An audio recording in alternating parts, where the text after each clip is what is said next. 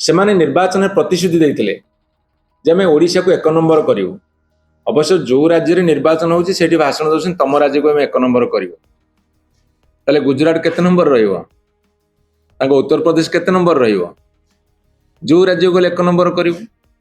ଓଡ଼ିଶାକୁ ମଧ୍ୟ 1 ନମ୍ବର କରିବାକୁ ସେମାନେ ଅର୍ଥ କାଟୁଛନ୍ତି। ଅର୍ଥ କାଟିବାରେ 1 ନମ୍ବର କରିଛନ୍ତି। ଆପଣ ପଞ୍ଚାୟତକୁ ଯୋଉ ଗୋଟିଏ ଡିପାର୍ଟମେଣ୍ଟ ବିଷୟରେ ଆଲୋଚନା କରିବେ, ଆସନ୍ତାକୁ ଅନ୍ୟ ଡିପାର୍ଟମେଣ୍ଟ ବିଷୟରେ ଆଲୋଚନା କରିବା। ଯୋଉ ପଞ୍ଚାୟତ ରାଜ ବ୍ୟବସ୍ଥାରେ ଯୋଉ କେନ୍ଦ୍ରୀୟ ଅନୁଦାନ ମିଳିବା କଥା, ଆପଣ ଦେଖିବେ 2026-27 ଆର୍ଥିକ ବର୍ଷରେ ଗତ ବର୍ଷ ତୁଳନାରେ 529 କୋଟି ଟଙ୍କା କମିବ। ଏ ଯୋଉ 16 ଫାଇନାନ୍ସ କମିଶନର ବ୍ୟୟ ବରାଦରେ 529 କୋଟି ଟଙ୍କା କମିବ। ଆମର ପଞ୍ଚାୟତ ସଂଖ୍ୟା କେତେ? 6794। ତେଣୁକରି ଗତ 25-26ରେ ଆମେ 1250 କୋଟି ଟଙ୍କା ପାଇଥିଲେ, ତାହା ବର୍ତ୍ତମାନ କମିବାକୁ ଯାଉଛି। ଆମକୁ 1250 କୋଟି ଟଙ୍କା ଗତ ଆର୍ଥିକ ବର୍ଷରେ ପାଇଥିଲା ବେଳେ ବର୍ତ୍ତମାନ 721 କୋଟି ଟଙ୍କା ଆମେ ପାଇବା, ଅର୍ଥାତ୍ 529 କୋଟି ଟଙ୍କା କମିବ। ତେଣୁକରି କେନ୍ଦ୍ରୀୟ ଅର୍ଥ କମିଶନ ଯୋଉ ଫର୍ମୁଲା ଆପଣେଇଛନ୍ତି ସେଥିରେ ପାଣ୍ଠି କମିବ ଏବଂ ପଞ୍ଚାୟତ ମାନେ କେତେ ପଇସା ପାଇବେ ତାର ଗୋଟେ ଗାଇଡଲାଇନ ମଧ୍ୟ ସେ ଦେଇଛି। ଗାଇଡଲାଇନ ମୁତାବକ 5000 ଲୋକ ସଂଖ୍ୟା ବିଶିଷ୍ଟ ପଞ୍ଚାୟତକୁ 9,62,630 ଟଙ୍କା ଦେବେ ଏବଂ 5000 7500 ଜନସଂଖ୍ୟା ବିଶିଷ୍ଟ ପଞ୍ଚାୟତକୁ ସେମାନେ 11,55,000 ଟଙ୍କା ଦେବେ। 7501 ରୁ 10,000 ଜନସଂଖ୍ୟା ବିଶିଷ୍ଟ ପଞ୍ଚାୟତକୁ 12,41,000 ଟଙ୍କା ଦେବେ। ମୁଁ ଆପଣଙ୍କୁ ଏଠି ଆଉ ଗୋଟେ ସାଂଘାତିକ ତଥ୍ୟ ଦେବାକୁ ଚାହେଁ। ଆପଣ ସେ ସାଂଘାତିକ ତଥ୍ୟଟାକୁ ଜାଣିବା ଦରକାର। ଯେତେବେଳେ ମାନ୍ୟବର ନବୀନ ପଟ୍ଟନାୟକ ଓଡ଼ିଶାର ମୁଖ୍ୟମନ୍ତ୍ରୀ ଥିଲେ,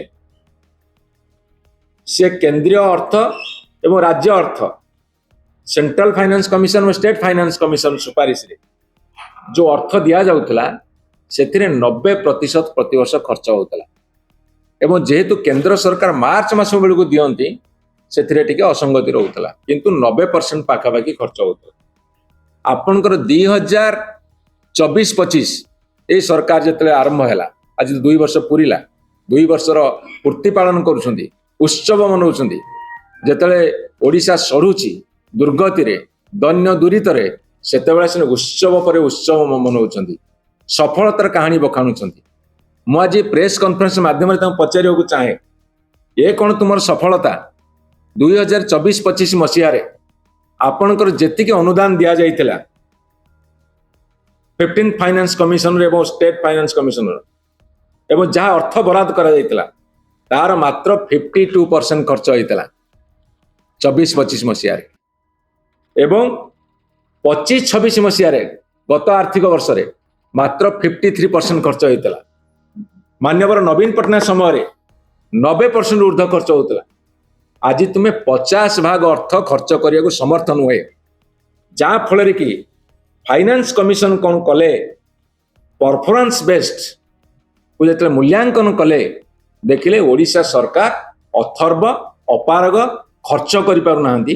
ତେଣୁ ସେ ସୁପାରିଶ କଲେ ଯେ ଆମେ ୟାଙ୍କୁ ବର୍ତ୍ତମାନ ଆଉ ଅଧିକା ଅର୍ଥ ଦେବାର ଆବଶ୍ୟକତା ନାହିଁ।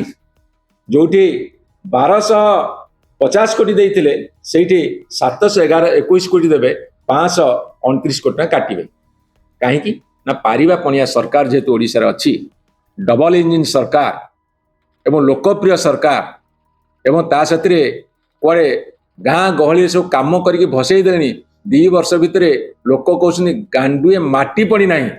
ଏ ସରକାର ଖର୍ଚ୍ଚ ହେଉଛି ମାତ୍ର 50%। ତେଣୁ କେନ୍ଦ୍ର ଫାଇନାନ୍ସ କମିଶନ କହିଲେ ଏଭଳିଆ ଅପାରଗ ସରକାରକୁ ଆମେ ପଇସା ଦେବୁନି।